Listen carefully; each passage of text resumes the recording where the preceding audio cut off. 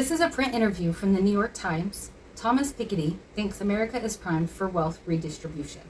In 2013, the French economist Thomas Piketty, in his bestseller Capital in the 21st Century, a book eagerly received in the wake of the 2008 economic collapse, put forth the notion that returns on capital historically outstrip economic growth. The upshot, the rich get richer while the rest of us stay stuck in the mud. Now, nearly a decade later, Piketty is set to publish A Brief History of Equality, in which he argues that we're on a trajectory of greater, not less, equality, and lays out his prescriptions for remedying our current corrosive wealth disparities, in short, tax the rich. In the time since Capital in the 21st Century was published, there's been a huge proliferation in the number of American billionaires. Something like 130 new ones were added between 2020 and 2021 alone. That happened in the context of growing public discussion and anger about economic inequality. But what the hell happened? What enabled the ultra-wealthy to flourish in the face of such widespread antipathy? Let me put this very clearly. I understand that each year and each decade is tremendously important, but it's also important not to forget about the general evolution. We have become much more equal societies in terms of political equality, economic equality, social equality as compared with 100 years ago, 200 years ago. The movement, which began with the French and US revolutions, I think is going to continue. Of course, there are structural factors that make it difficult. The system of political finance, the structure of media finance, the basic democratic institutions are less democratic than they should be. This makes things complicated, but it's always been complicated. The Supreme Court for decades made it possible to create a progressive income tax. They were fine with the racial segregation, but having a progressive income tax was unconstitutional. In the end, it took 20 years to change the Constitution, but then it happened and contributed to reduced inequality. Okay, so you're saying that the long-term trend is toward more equality. But in 1990, there were 66 US billionaires. Now there are more than 700. Over the last 40 years or so, chief executive pay is up more than 900%, even accounting for inflation. The average worker's pay over the same period up only 12%. You believe we should be thinking of those factors as road bumps on the path to greater economic equality? If you take the big picture, yes, but the other lesson from the big picture from history is that it takes major political mobilization to keep moving in the direction of equality. In the United States today, the democratic institutions, the rules of the game are set up in a manner that indeed the rich are entrenched. But if you look at opinion polls about a billionaire tax in the US among Democratic and also Republican voters, you have a huge approval. So is this the political system able to respond to this, or is it rigged? The lesson from history is that when the political system is rigged, at some point you have a reaction, you have a mobilization. What did you think of the billionaire tax that Biden just proposed? It would have been better before his election if you had told the American public before the elections that he wanted a wealth tax, which again is something that is very high in opinion polls. This would have been much easier. This could have forced the Democratic Congress to take a stand. It's more complicated now, but if it works, it's better than nothing.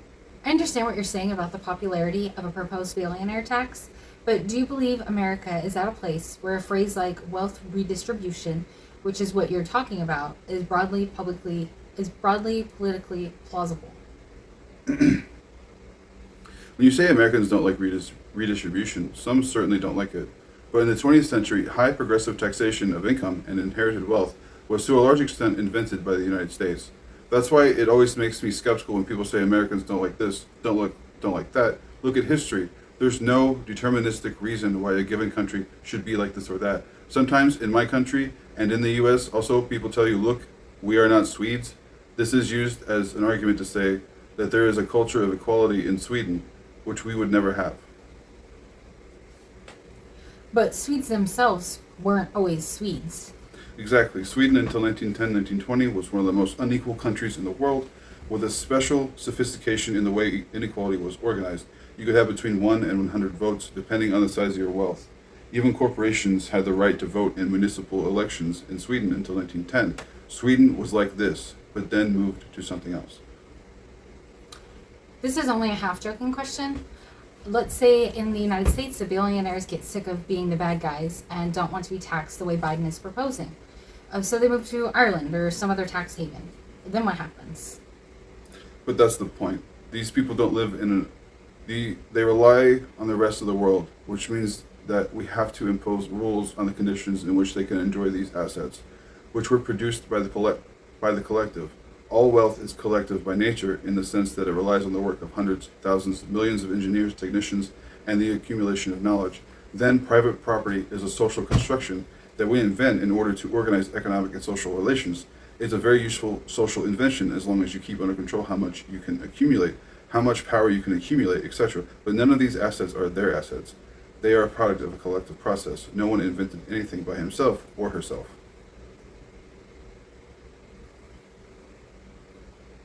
That kind of ontological argument might be a hard sell for some Americans. For some, but this has nothing to do with the American spirit, American values. It has something to do with the small subset of people who are just pushing their interest. If you ask the American public about who is working hard, is it the normal people or the elite whose effort created everything, you will be surprised by the answer. My sense is that in the very recent past, a lot of the growth in wealth has resulted from entrepreneurship rather than the accumulation of inherited wealth. That's in conjunction with skyrocketing rates of return for the wealthy. Do those factors have any implications for how we understand the accumulation of capital generally? If you go back to the beginning of the 20th century, late 19th century, you also had lots of new innovation and new wealth. We invented the automobile, electricity, transatlantic radio.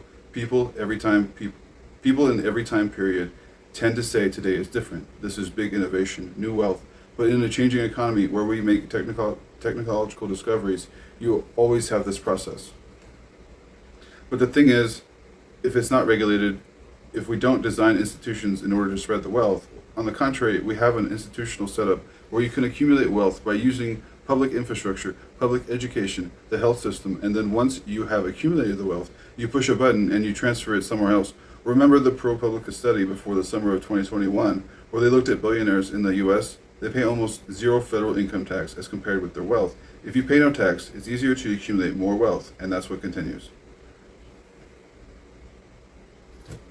An economic argument in favor of billionaires is that their doing well is a sign that our system of capitalism is working and that it means growth for everyone. But growth has been slowly down at the exact same time that billionaires have been rolling in it. Has that given definitive lie to the idea that the success of the 0.1% is a good idea for the rest of us too? It's proof as far as proof can get in social and political sciences. The evidence that we have is that if you take the United States, the growth rate of national income per capita has been divided by two following the Reagan decade. It's been a little more than 1 to 1.2% per year of the national income growth per capita real growth rate between 1990 and 2020. It used to be more than 2.5% between 1950 and 1980. The tax performance in the Reagan decade was supposed to boost growth. Maybe you would have more inequality, but the size of the pie is going to grow much faster than before than the average wages and income of average Americans will grow like you've never seen. That is not what we've seen. The big lesson from this is that the period of maximum prosperity of the U.S. economy in the middle of the century was a period where you had the top income tax rate of 90%, 80%, and this was not a problem because income gaps of 1 to 100 or 1 to 200 are not necessary for growth. The other big conclusion is that what really matters for economic prosperity is education and relative equality in education. The key reason the U.S. economy was so productive historically in the middle of the 20th century was because of the huge educational advance over Europe. In the 1950s, you have 90% of the young generation going to high school in the U.S. At the same time, it's 20 to 30% in Germany, France, Britain, and Japan. The story that Reagan tried to tell the country in the 1980s, which is basically forget about equality, the key to prosperity is to let the top become richer and richer. It doesn't work. Have you seen any structural or ideological changes that you think make our moment different from historically comparable ones?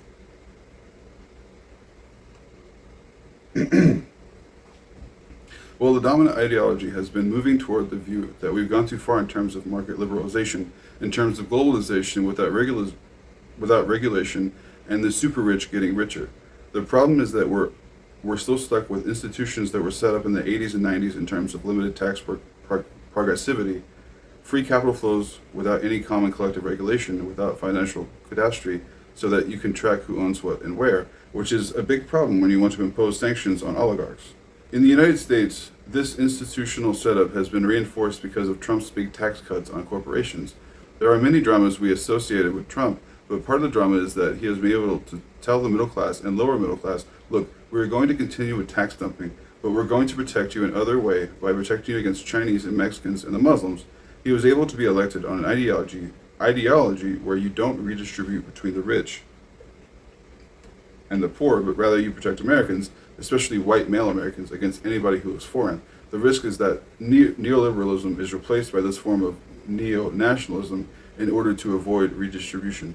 Sometimes people like Trump can be successful with this strategy because it's much more clear message than saying, let's look at the history of progressive taxation. You mentioned the oligarchs.